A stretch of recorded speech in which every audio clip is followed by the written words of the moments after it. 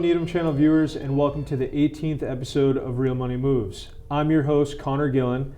Today, I'm excited to be joined in the studio by Catherine Powers, a fellow Needham native and a real estate attorney at Touchstone Closing.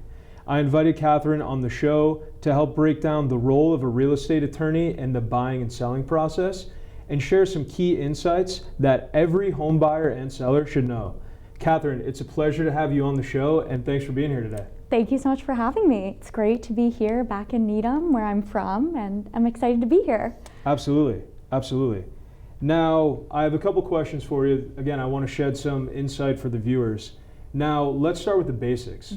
What exactly does a real estate attorney do in the typical home sale or typical home purchase? Yes, absolutely. So in Massachusetts, real estate attorneys play a pivotal and central role in residential transactions. For buyers, Absolutely. we review and negotiate the purchase and sale agreement. So after we get that offer, that's when we review the document. If we're on the buyer side, we'll receive that from the seller's attorney. If we're on the seller's side, we'll send that off to the buyer's attorney and just negotiate, make sure everything that needs to be in the purchase and sale agreement is in there. Once we get through with that and we have a signed purchase and sale agreement, that's when, if we're representing the buyer, we'll start to review title. So this is very important. As you know, Massachusetts is a buyer's beware state. Of course, so what that really means is that the seller isn't saying anything about the title and isn't making any warranties or representations. So we want to make sure that there's no issues on the title that would prevent the buyer from getting clean title once it's passed to them. So we go through, take a look at that, make sure that there's no issues. When we're on the seller side of the transaction, we are learning from the buyers, making sure that if there are any issues that come up with title, that we're helping to resolve that for the seller. Once we make sure that the title's clear and we have all of that, we get the buyer to the closing table. If the buyer is working with a lender, we're making sure that we have all the lender documents. We're going through everything with the buyer, all the documents, making sure they really understand them. It's really important that the buyer feels comfortable asking any questions to us that they might have. And outside of the closing documents, what else might you see in that closing file? The closing disclosure just really has the total transaction breakdown, so it goes through all of the charges that might be associated, any fees, anything like that. With the transaction. You'll also see in there the mortgage, which is going to be recorded on the property. You'll also have the note, which secures the mortgage on the property. So it's essentially the promise to pay back the mortgage. You'll have your lender documents. You will have the breakdown of the escrow. If you're escrowing items, you'll have that breakdown. You'll have a first payment statement. Kind of differs between each lender, but that's generally what you'll be seeing in that closing package. Awesome, awesome. And at what point in the process do you usually get involved? And who reaches out to you first? Is it usually the agent or the client? How does it work? Right, that's a great question. So as the attorney, we like to be in the transaction as soon as possible. So typically, we'll see an agent reach out to us. And they'll recommend us for their client, or we can also see a client reach out to us. It really is just dependent. Typically after the offer is signed, however, we'll sometimes see even before the offer, especially if a seller knows they're going to market, they'll reach out to us. They'll say, hey, we know we're going to market, kind of as a standby, and then as soon as the offer is accepted, we have a signed offer, that's when we'll jump in for the purchase and sale agreement. So really whenever, and we see it both sides. We see an agent reaching out to us, and we'll also see clients reaching out to us as well. Got it. And when you're on the buy side, right, it's typically the agent is connecting you with the buyer, and then from there, that's when you're kind of drafting everything on the back end? Exactly. So as soon as we get that offer in, that's kind of when the ball starts rolling. We'll start the purchase and sale agreement negotiations. We'll be working with the buyer's lender. If they have that, if they're getting a mortgage and financing the property with a mortgage, we'll make sure to get all the documents from the lender, everything. Excellent. And can you walk us through what happens on the legal side during the closing process from a buyer's perspective? A lot of first-time buyers watch the program, and I think it's important to kind of shed light, they've never closed on a home before.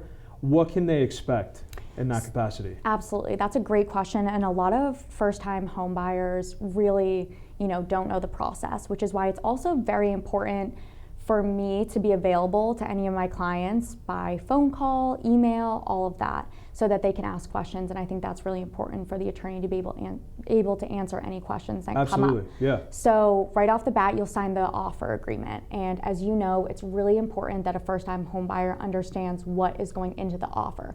So that includes the contingencies, any dates, so that would be the purchase and sale agreement due date and the mortgage commitment due date. Those are super important to understand, so that way you can have everything set and on time for closing. Yep. So again, what we'll do is the purchase and sale agreement. We'll go through that document. I'll negotiate it on my end. And before we have a finalized version, I'll send it off to my clients just to make sure that they understand the terms. I like to send out a review email of exactly what is going into that agreement. Beautiful, yeah. A lot of great. times it's a lot of legal concepts, so it's easier to just kind of break it down. Although I always say to have the clients review it, make sure they understand and come back with any questions. So that's why I like to get that out. As soon as the purchase and sale agreement is signed, again, that's when we will go into reviewing the title. So if there are any title issues or anything like that, that's when we will make sure that those are all taken care of. So we'll make sure that there are any payoffs if there's mortgage on the property. If there's any liens or anything like that on the property, we get the documents necessary for those, if that's recording a document, whatever it may be. And then we'll work, like I said before, with the lender on getting all of those documents, making sure that the buyer has what we call the clear to close, so that we have the proper financing for the closing.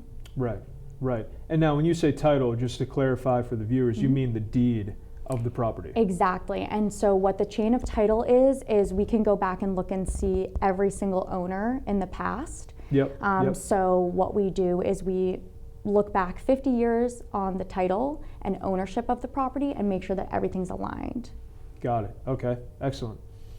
Now, and how do you support sellers, right? So we were talking about how you represent buyers transitioning to the sellers. How do you support them, right? Especially when it comes to little issues or some of these contingencies that you mentioned earlier in the show, right? How do you work with the sellers to kind of manage their expectations? Right, absolutely. So with sellers, what we do is we want to make sure that they are protected and that we get them to the closing table. I think for sellers, it might feel like a bit more of a hands-off approach, but we really like to be proactive with everything. So if a title issue does come up from the buyer's end and we hear from the buyer's attorney that we need to clear this before closing, we make sure to help the seller clear that. Most title issues can be resolved with a letter from their title insurance company, and that will work out anything that has come up. Or sometimes if beyond that, we can facilitate obtaining the necessary documents and releases for closing. We also like to have the seller come in, sign all of the necessary documents with us. So that's going to be the deed, the power of attorney. We have a few internal documents that we do as well, a lot of tax-related documents. So we'll go through all of those with them. And then once that's all set, we just work with the buyer side, like I said, to facilitate any of the documents necessary. And now when it's on the seller side, right, and say, I'm sure you deal with a lot, especially around here, that have a lot of equity in their home. So when you're dealing with sellers and they have a small note on the property, are you also dealing with their lenders directly? Typically, yes. So what is helpful from the seller side is if a seller knows that they have a mortgage on the property, they can let us know ahead of time. But again, the buyer side is responsible for saying, hey, there's a mortgage on the property. We then reach out to the lender. We ask for a release for that mortgage. They send it over to us, and then that's shown on the closing disclosure to be paid off at closing. Got it. Okay, great. And do you have any tips? Again, there's a lot of first-time buyers that tune into this program, so I love kind of always tailor-fitting some of what we're talking about to the first-time buyers out there. Do you have any tips for first-time buyers or sellers navigating the process for the first time? Yes. I mean, if you're a seller, again, maybe you inherited the property and you don't know, or this is the first time that you have to sell. For those first-timers out there, what is the best piece of advice that you can give them? I would say ask a lot of questions. There's a lot of paperwork that's going to be thrown at them, and especially at the front end of everything. So I would say make sure that you are working with an agent and with an attorney that you are comfortable asking questions with. Like I said, I like to make myself as available as possible to clients, and I know you're the same way. Yeah. We really take a proactive approach in doing that. So I would say don't be afraid to ask questions. If you don't understand something, that's okay. There is no dumb question, so really anything. I would say in the beginning, understanding your offer, right? So, understanding all of the contingencies, your mortgage contingency, when is that going to be due? When is the purchase and sale agreement due? When is the closing date going to be? That way you can really understand, okay, here's the timeline of the transaction. And again, if you have questions on that, feel free to ask. That offer is also going to say what is included in the sale. So any appliances, fixtures, if there's anything specific, that's really going to all be in the offer. If you have an inspection, going through that, knowing when your inspection is, knowing when that's going to be set up, that's very important. So I would say just being sure that you can ask a lot of questions. And again, asking those questions during any part of the transaction is really important. Of course, yeah, and I agree with you. I think having a team around you that can collaborate, definitely, right, and work together to make sure that, what I'm putting in an offer, you are, then translating into that purchase and sale document so that it's consistent, exactly, so that the deal is kind of streamlined, right? Exactly. And everyone's on the same page about dates, contingencies, all those things that you mentioned. So exactly. I think that's a great point. And I think another really important thing, kind of that you mentioned, but having a team, so an attorney, an agent, and a lender, if you are financing with a mortgage, having a team is really imperative when it comes down to it, because those three players are really going to be you want them to be in communication constantly and facilitating everything. Yeah. So that's really important. And I know that you have a lot of great recommendations for, attorneys, for lenders, all of that, which is really incredibly helpful for a first-time home buyer. Absolutely, yeah. It's, it takes a village, right? It does. Especially with the first-time buyers not knowing a lot about the process. Right. To have people that are willing to be proactive, take, a more assertive approach in being, very helpful and, available for their clients is huge. Exactly. And communication is really key when it comes to that.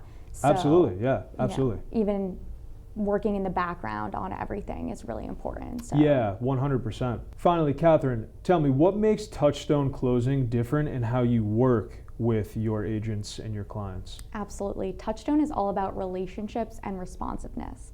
So we like to say that we're proactive rather than reactive. And we like to work on things before they become obstacles and solve those problems before they become issues with our clients. And our team is accessible and very knowledgeable. So I am so lucky that we have such a big team. We have almost 30, I think over 30 attorneys now that we can go to for any issues. And we know that we are genuinely invested in our clients and having success stories with every single client that we work with. But agents trust us because we really treat their clients like our own, and our clients really appreciate how thorough we are and how responsive we are throughout the entire process. Now, and what does the back end team look like, right?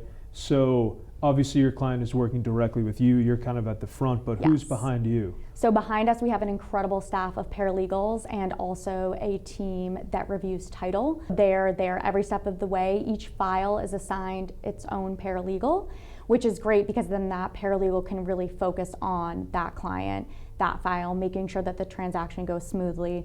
They are really the kind of middleman in the whole process. Sure, yeah, awesome. Well, Catherine, I got to say, thank you so much for joining us in the studio today. Very helpful to learn about what you do, how your responsibilities throughout the transaction, and how Touchstone Closing is differentiating themselves from other firms out there. So thank you so much. I really appreciate the insight and your time today. Thank you so much for having me. This has been great. Love it. Thank you for tuning in to episode 18 of Real Money Moves. Whether you're looking to buy, sell, or just stay informed, I'm here to be your trustworthy advisor. If you have any questions or miscellaneous real estate needs, please feel free to reach me at the contact info on your screen. The same goes for any legal counsel you may need. Feel free to reach out to Catherine with any of your legal needs. It's a joy for us to connect with fellow Needham residents and Needham channel viewers alike. I'm Connor Gillen from Real Money Moves, and I'll see you real soon.